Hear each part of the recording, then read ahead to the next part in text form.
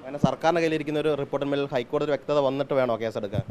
അല്ല, ഹൈക്കോടതി ഇപ്പോൾ സർക്കാരിനോട് ആവശ്യപ്പെട്ടിരിക്കുന്നത് പുറത്ത് വിടാതിരുന്ന ഭാഗങ്ങൾ ഉൾപ്പെടെയുള്ള സമ്പൂർണ്ണമായിട്ടുള്ള റിപ്പോർട്ട് സീൽ ചെയ്തുകൊണ്ട് ഹൈക്കോടതിക്ക് മുമ്പാകെ സമർപ്പിക്കണമെന്നാണ്.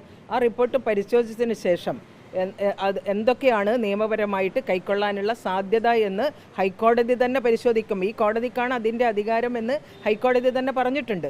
സ്വാഭാവികമായിട്ടും അതിജീവിതകളുടെ സംരക്ഷണം ഉൾപ്പെടെയുള്ള കാര്യങ്ങളിൽ എന്താണ് നടപടികൾ സ്വീകരിക്കേണ്ടത് എന്നതിനെക്കുറിച്ചും അവർ ഏതെങ്കിലും തരത്തിലുള്ള ആരോപണങ്ങൾ ഉന്നയിച്ചിട്ടുണ്ടെങ്കിൽ അതിൽ സ്വീകരിക്കേണ്ടുന്ന നിയമപരമായിട്ടുള്ള നടപടികളെക്കുറിച്ചും കോടതി തന്നെ ആവശ്യമായിട്ടുള്ള തീരുമാനങ്ങൾ കൈക്കൊള്ളും എന്ന് ഹൈക്കോടതി ഇന്നലെ വ്യക്തമാക്കിയിട്ടുണ്ട്.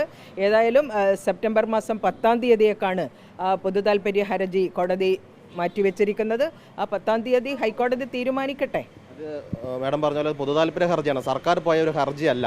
അങ്ങനെയെങ്കിൽ സർക്കാർ തന്നെ കോടതിയിൽ പോയാൽ പോരായിരുന്നോ? വ്യക്തത വേണമെങ്കിൽ, അല്ലെങ്കിൽ സർക്കാരിൻ്റെ കയ്യിലിരിക്കുന്ന റിപ്പോർട്ടിൽ സർക്കാരിന് കേസെടുക്കത്തില്ലായിരുന്നോ? അല്ല, സർക്കാർ ഹൈക്കോടതിയുടെ ഉത്തരവ് പ്രകാരമാണ് വിവരാവകാശ കമ്മീഷണറുടെ ഡയറക്ഷൻ പ്രകാരം റിപ്പോർട്ട് പുറത്തുവിടരുത് എന്നാവശ്യപ്പെട്ടുകൊണ്ടാണ് ഒരു നിർമ്മാതാവ് കോടതിയെ സമീപിച്ചിരുന്നത്.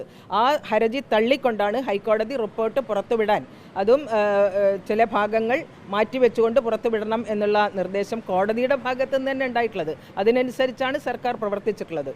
പുറത്ത് വിടണമെന്ന് പറഞ്ഞ ഭാഗങ്ങൾ പൂർണ്ണമായും പുറത്ത് വിട്ടിട്ടുമില്ല. നിലവിൽ ഇന്ന് വന്ന വാർത്ത അങ്ങനെയാണ്. കാരണം 10 പേജോളം പുറത്ത് വിട്ടിട്ടില്ല. സമ്പൂർണ്ണമായിട്ട് റിപ്പോർട്ട് നൽകുന്നതിന് വേണ്ടിയിട്ട് സീൽ ചെയ്തിട്ടുള്ള കവറിൽ അത് നൽകുന്നതിന് വേണ്ടി ഹൈക്കോടതി നിർദ്ദേശിച്ചിട്ടുണ്ട്.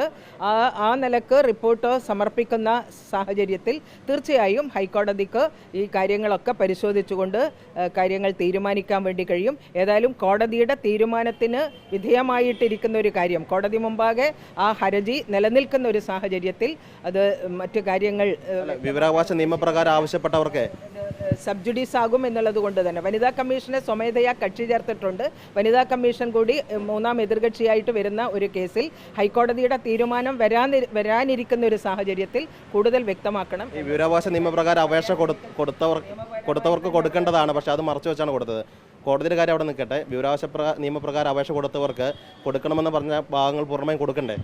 പൂർണ്ണമായി കൊടുക്കാൻ തീരുമാനിച്ചിട്ടുള്ള ഭാഗങ്ങൾ പൂർണ്ണമായിട്ട് കൊടുത്തു എന്നാണ് ഞാൻ മനസ്സിലാക്കുന്നത്. കൊടുത്തിട്ടില്ല. കൂടുതൽ കാര്യങ്ങൾ എനിക്കറിയില്ല.